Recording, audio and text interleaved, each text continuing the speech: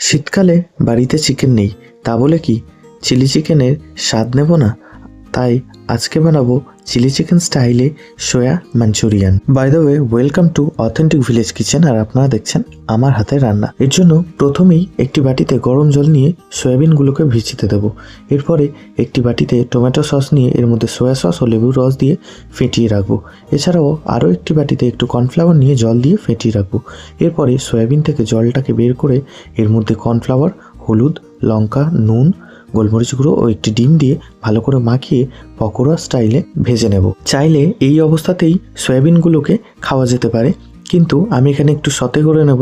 তো তার জন্য কড়াইতে তেলের পরিমাণটা কমিয়ে এর মধ্যে আদা কুচি, রসুন কুচি, এছাড়াও দিয়ে দিচ্ছি আমি ক্যাপসিকাম কুচি, পেঁয়াজ কুচি, এছাড়াও গোলমরিচ গুঁড়ো, কাঁচা লঙ্কা কুচি ও সয়া সসের মিশ্রণটা দিয়ে হালকা নাড়াচাড়া করে এর মধ্যে দিয়ে দেবো আমি পকোড়াগুলোকে। এরপর নুন ও কর্নফ্লাওয়ারের মিশ্রণটা দিলেই রেডি